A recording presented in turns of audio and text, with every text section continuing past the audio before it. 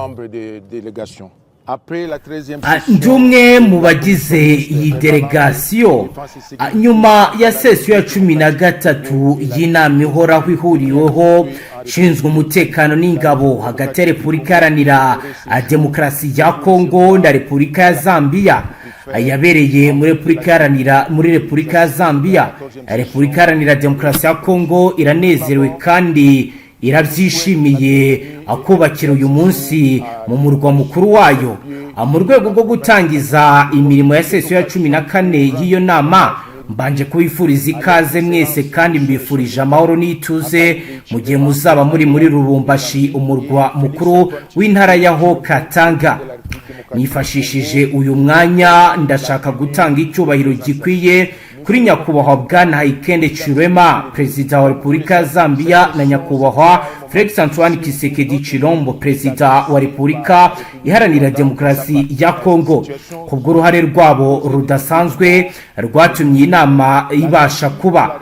Nyakubahwa muyobozi w'inama wungirije banyekongo kazi namwe ntumwa, nkuko mubizi iyi sesiyo ibaye mu bihe bigoye ariko igihugu cyacu kiri mu bihe by'intambara n'agasuzuguro biterwa n'ibitero bya Repubulika y'u Rwanda mu burasirazuba bwa Kongo. Ibi bintu byateje urupfu rw'abantu ibihumbi n'ibihumbi, tubyamagana kandi tubyifatanyamo n'imiryango y'ababuze ababo. Zambia na Repubulika Iharanira Demokarasi ya Kongo ni ibihugu by'inshuti n'abavandimwe bisangiye inyungu n'indangagaciro. Ni inshingano yacu rero gukorana byafi nta kwirengagiza ukuri kugira ngo dushobore gushakira hamwe ibisubizo ku bibazo bibangamiye umutekano n'imibanire yacu. Nyakubahwa muyobozi w'inama wungirije banyacyubahiro bagize intumwa, iyi sesiyo igamije gusuzuma imyanzuro yafatiwe muri sesiyo ya 13 yabereye ikitwe no gusesengura ibibazo impande zitandukanye zahuye nazo n'ingaruka ku mubano w'ibihugu byacu nkuko bizagarutswe mu ijambo ryanyu. Ibi bigamije kandi gushimangira ubufatanye bwiza kandi burambye hagati y'ibihugu byombi.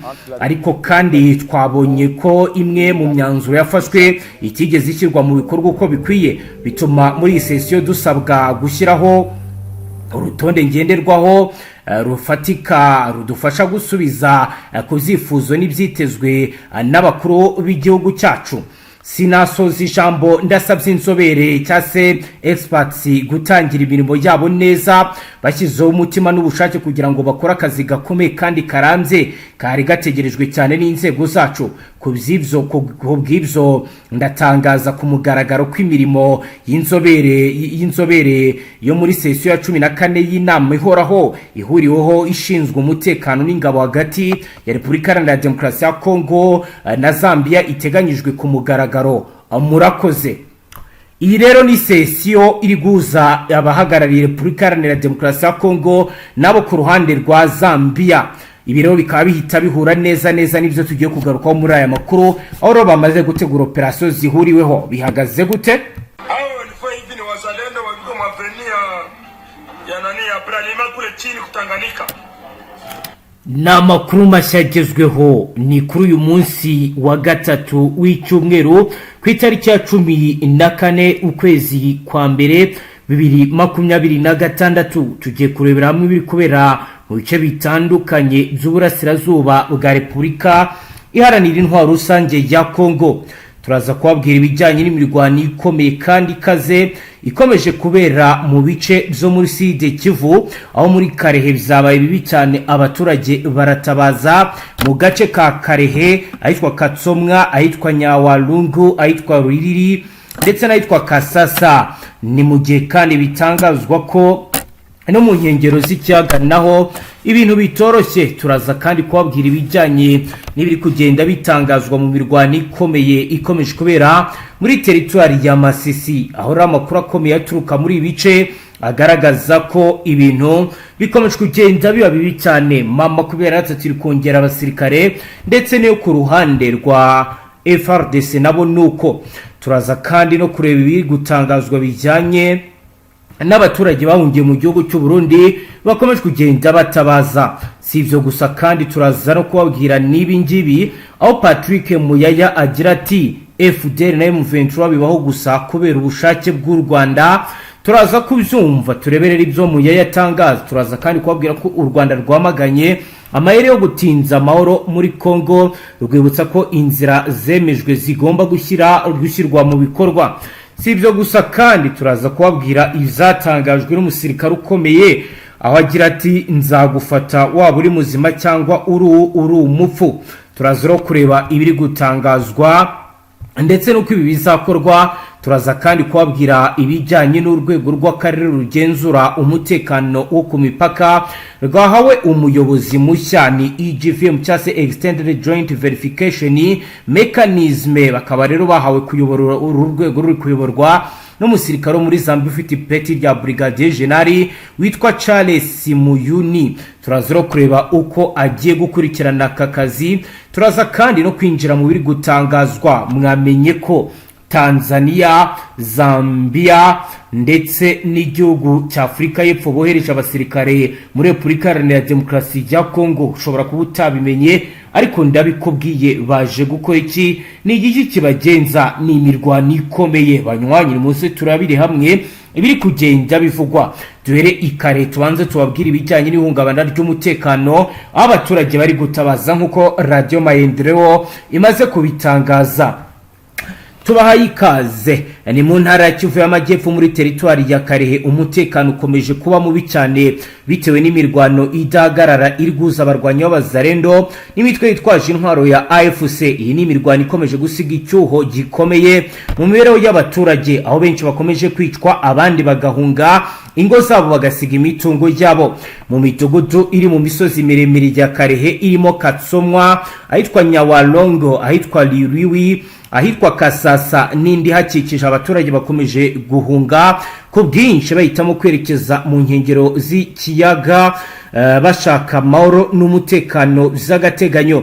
Biro bikaba bibaye mu gihe imirwano ikomeza kugaruka kenshi muri utu duce igahitana ubuzima bw'abantu kandi igasiga isenye ibyari bimaze kuba bizagerwaho nk'uko byemezwa na komite y'abaturage ishinzwe kuburira ku bibazo hakiri kare. Communauté adarte prokese yo mu gace k'ubuzima bwa Chofi, ingo zirenga 2600 zarimuwe zimaze kumenyekana muri aka gace. Uretse abo ku itariki ya 12 z'ukwezi kwa mbere, andi matsinda manini y'abaturage yageze muri aka gace, ahonga imirwano mishya yongeye kwaduka hagati ya FDC ndetse na M23.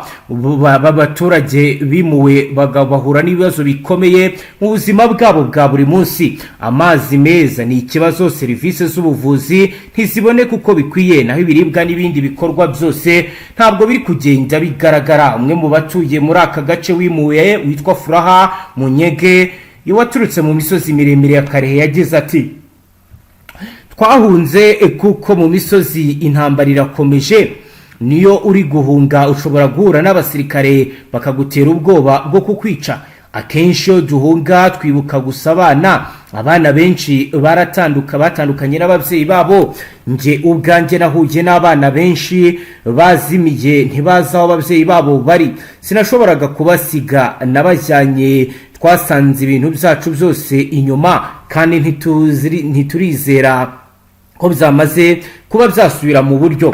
Ijwi ry'abaturage riragaragaza uburemere bw'ikibazo n'ubukana bw'imibereho burimo kugaragara. Abimwe barasaba imiryango itegamiye kuri leta, inzego z'igihugu n'abandi bantu bafite umutima w'ubugiraneza gutabara byihuta aba baturage. Hagati aho rero Thomas Rubanga we yavuzwe amagambo akomeye nk'uko rero bigaragara. Guverineri wa gisirikare w'intara ya Ituri Lieutenant General John Ruboya yarahirije kuko bizanga bikunza azata muri yombi Thomas Rubanga ukuri inyeshyamba z'umutwe wa CRP. Mu mashusho yakwirakwijwe ku mbuga ngurukana bumenyi, Ruboya uri imbere y'abaturage bo muri Ituri yumvise ateguza Rubanga ko azamufata yaba ari muzima cyangwa se ari umupfu. Yabwiye Rubanga ati Tomasi tuzaguta muri yombi waba uri muzima cyangwa wapfuye, namaze gukora ibisabwa byose ngo utabwe muri yombi, yewe naho uri tuzahagusanga. mu mwaka waheze wa 2025 nibwo Lubanga wigeze gufungirwa muri gereza y'urukiko mpuzamahanga mpanabyaha rw'Irahe yatangaje ko yashinze umutwe w'inyeshyamba wa CRP mu rwego rwo gukemura ibibazo byugarije abanyayituri leta ya Kinshasa yananiwe gukemura. Uyu mutwe rero umaze igihe urwanira n'ingabo za leta ya Kinshasa mu bice bitandukanye by'intara ndetse mu mpera z'umwaka ushize abarwanyi bawo bigaruriye umujyi wa Bure muri teritwari ya Njugu mbere yuko uvamo. Kuri ubu amakuru aravuga ko Lubanga yaba ari muri Uganda ndetse ko iki gihugu kiri kumufasha ndetse no gufasha inyeshyamba ze nk'uko bitangazwa, gusa nta bimenyetso bikomeye byigeze bigaragazwa bishimangira iby'aya makuru. Naho kuwa kabiri ku igenekerezo rya 13/2026 mu gihe cyo kungurana ibitekerezo n'urubyiruko ku nshuro ya mbere muri uyu mwaka Kinshasa, umuvugizi wa guverinoma ya Repubulika Iharanira Demokarasi ya Kongo yagarutse ku isezerano ry'amahoro yari yashyizweho umukono na Repubulika Iharanira Demokarasi ya Kongo n'u Rwanda kandi yemejwe na ba perezida b'ibihugu byombi ku itariki ya 4 z'ukwezi kwa 12. Yemeza ko kubaho kwa M23 cya FDLR bizose ari ukubera u Rwanda.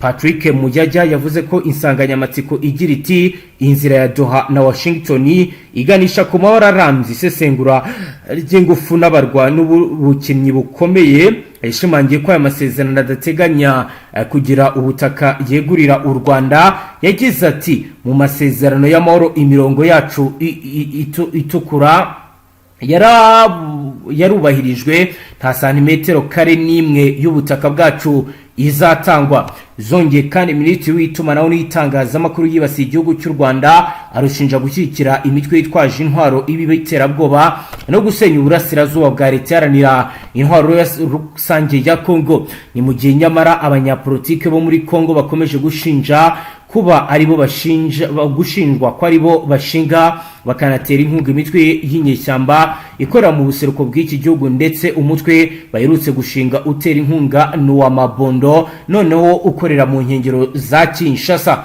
Yagize ati FDL na M23 bibaho gusa kubera ubushake bw'u Rwanda kandi kwigira imbere kwabo gushoboka gusa kubera ko bamwe mu banyekongo bayahemukiye igihugu cyabo. Yaboneyeho rero guhakana ibirego ibyo ari byo byose by'imvugo zibiba urwango muri sosiyete ya Kongo.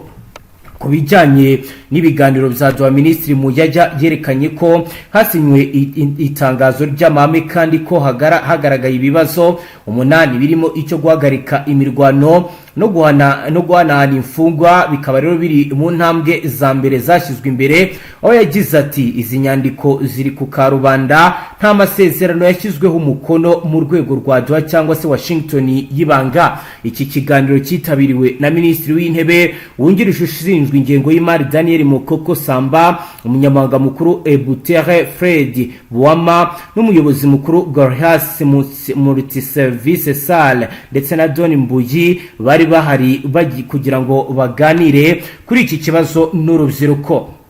Ibi rero ni ibiri kwa mu gihe umusirikare wa Sandefu yahishuye ko Fardc yabagambaniye bagakubitwa izakabwana na mama 23. Abivuga yabivuze rero muri ubu buryo. Umwe rero mu basirikare bo muri Afrika y'Epfo bari baroherejwe kurwana muri Repubulika Iharanira Demokarasi ya Kongo yahishuye akaga we na bagenzi be bahuye nako karimo kugambanirwa n'ingabo bari bagiye gufasha urugamba, bituma mama 23 yigarura ibice bitandukanye. Ni mu buhamya bw'inyandiko umusirikare yanyuje mu kinyamakuru Defense Web kiwabo, yavuze ko nyuma y'amezi 6 we na bagenzi be bavuye muri Kongo, ibyo yaboneyeho mu gace ka Sake byanze kumuva mu mutwe, ndetse akaba afite impungenge zo kuzagira ihungabana ryo mu mutwe rishobora kuba karande cyangwa iry'ubuzima bwe bwose mu gihe yaba atabonye ubuvuzi bukwiye.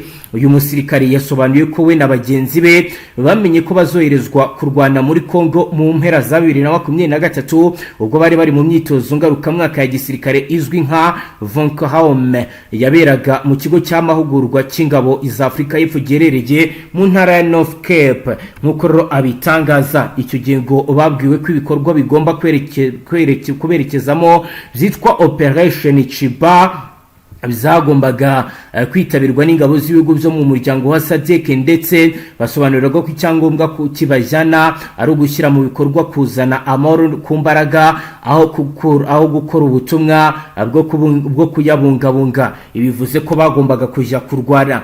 Bataye ebyiri z'abasirikare barwanira ku butaka nizo zari zateguwe nyuma yo gukora imyitozo isanzwe irimo kugaba ibitero, guhangana nabyo, gutega ibico no gukora uburinzi. Ngo byabaye ngombwa ko boherezwa muri Kongo, ariko agenda bafite ikibazo gikomeye cy'ibikoresho birimo impuzankano, inkweto za gisirikare, intwaro zakoreshwaga na ba mudahusha, ibisasu bya morutsiye byo mu bwoko bwa 60 mm, pasiporo, amahema ndetse n'ibindi.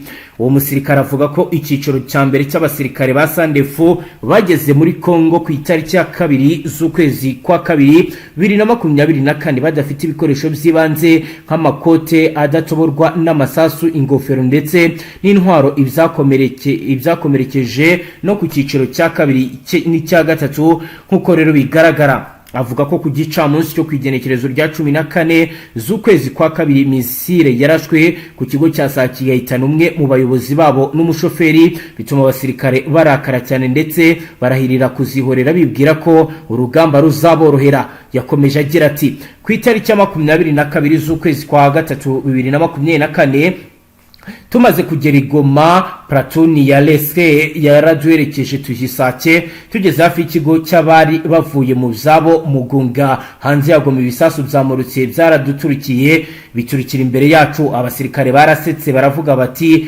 murakaza neza muri Ukraine. Igisasu cyatumye abasirikare bisuka muri Mamba. Imodoka ya gisirikare cyagwe hafi yacu, bivugwa ko cyari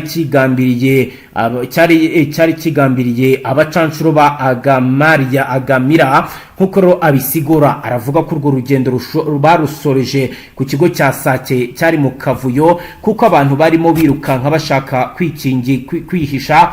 Uyu musirikare kandi avuga ko we n'abagenzi be bageze muri Kongo, imodoka z'intambara bari bafite zari nkeya ndetse nyinshi zidakoreshwa. Ikindi ngo intwaro zabo ntizari zifite ikoranabuhanga rigezweho ryo kubona nijoro cyangwa se kumurika mu gihe cy'ubwirinzi. Systeme yo kurinda ikirere Sky Shield bari bafite uretse kubageraho itinze ngo nayo ntiyari yuzuye kuko ibice by'ingenzi byayo bizasigaye Goma.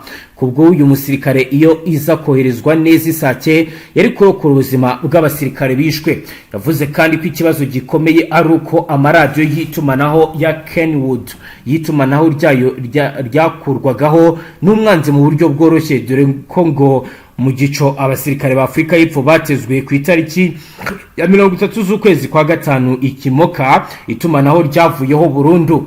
Hejuru y'ibyo nuko platuni za Rese ingabo zabanje kujya muri Kongo kureba uduce Sadeke yari kuzarwaniramo zari zifite ibikoresho bihagije nka pistori n'abamudahusha bashoboraga gukumira bamudahusha w'umwanzi wishe umusirikare wacu ku muryango w'ikigo. Nkuko rabitangaza umusirikare wa Sandef avuga ko ikindi iyo abari bashinzwe ubutasi bakoreshwaga neza bakanahabwa ibikoresho bihagije, bashoboraga kumenya amakuru y'uko M23 agombaga kwigarura uduce turimo umujyi wa Sake. Yafashe ku itariki ya 23 z'ukwezi kwa 2 2025.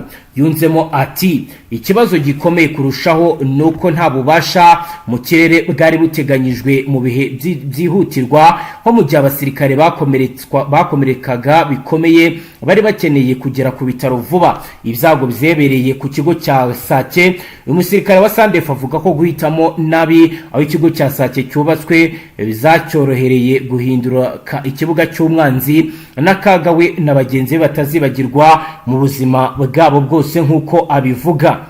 Yakomeje agira ati ibindi bigo nabyo byari byoroshye kwinjirwamo n'umwanzi winjiraga nyuze mu ngo z'abaturage afashijwe n'abaturage bo mu masoko cyangwa se bakoraga imbere mu bigo byacu. Yavuze ko ikigo babagamo ubwiherero bwari buke ugereranyije n'umubare w'abasirikare. Amahema yari yegeranye cyane n'urukuta rw'ikigo mu ntera yo guterwamo grenade z'intoki icyumba cy'ibikorwa cyari hafi cyane y'umuryango mukuru. Amahema yiganjemo amazi mu mvura, aho rero bafatiraga amafunguro hasi cyane, kandi ububiko bw'amasasu n'ivuriro bizari byarashyizwe ahantu hatameze neza. Yavuze ko ubutumwa bari boherejwemo bwananiranye kuva mu ntangiriro kugeza ku musozo, ahanini byatewe n'imiterere mibi y'abayobozi ba Sandefu ndetse n'ingamba zitajyanye n'amahame ya gisirikare. Umusirikare yavuze ko mu bihe byarushijeho kuba bibi cyane nyuma y'imirwano y'iminsi ine yahuje ingabo za Fdnb na M23 yatangiye ku itariki 23 Mutarama ikarangira hapfuye abasirikare 14 ba Sandefu.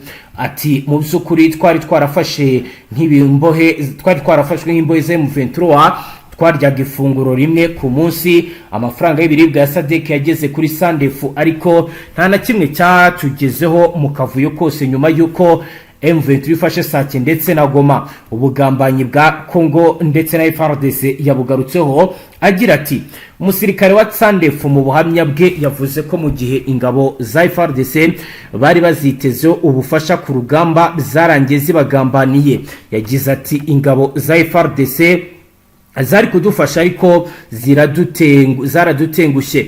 Bamwe bafatanyije na M23 bagambaniye Fdnb, byaragasuzuguro ku mwambaro wabo no ku gihugu cyabo. Twabonye abasirikare benshi ba Fardc bicana hagati yabo kubera impuzankano, abandi bakagurisha ibikoresho byabo ngo babone ibibatunga. Akenshi Fardc yataga ibirindiro byayo igihe yaraswagaho, igerageza ikagaragaza imyitwarire yo kudakunda igihugu. Leta ya Kongo ikwiye gushaka abasirikare bafite ireme kurushaho. Yunzemo ati nubwo igihano cyo gutoroka urugamba gikomeye ntikibuza imyitwarire mibi. Nubwo byoroshye gushinja FRDC, leta ya Kongo igomba kubazwa uruhare mu kutita ku basirikare bayo no gusesagura amamiliyoni ku bacanshuro. Uwo musirikare avuga ko mu butumwa bwe n'abagenzi be muri Kongo babonye amahano menshi, arimo abagenzi babo bacacaguwe n'ibisasu, gutwara abasirikare badafite amaguru no gukusanya ibisigazwa by'imirambo y'abagenzi babo. Yavuze ko nyuma yo kuva muri Kongo bakagera muri Afurika y'Epfo, Sandefu yabahaye iminota 30 gusa yo kuganirizwa n'inzobere mu mitekerereze, maze bakavuga ko ivyo bihagije. Ibyatumye ashimangira ko igisirikare cya Afurika y'Epfo kitita ku mibereho y'abasirikare. Yunzemo ko kugeza ubu nta muhango wo guha imidare abasamiji arasiba wabaye. Ikindi, Sandefu ikaba yarananiwe kwishyura abasirikare bari muri Kongo amafaranga yabo bakoresheje bagura ibikoresho ndetse n'ibibatunga nk'uko bigaragara. Ibi rero ni bikomeje kugenda bamugeye n'ubundi urugamba rwo rukomeye muri teritwari ya Masisi. Biravugwa ko isasu riri kuvuza ubuhuha, abaturage bari guhambira, benshi bari guhunga urugamba nk'uko amakuru ahara bivuga. Ani mu gihe kandi bivugwa ko n'ibikoresho byinshi biri kugenda bizanwa. Ni nuko dusoje natwa mu makuru ngacu bashyikiriza amakuru atosoye abarabana n'umutekano, politike, ububanyi n'amakungu ndetse n'ubuzima bwa munsi bw'abanyagihugu. Kuri wo dukurikiye bwa mbere uhita ufyonda sabone, ntuzongere gucika ukundi n'amakuru ndetse n'ibindi biganiro tubashyikiriza ngaha. Astra Vista.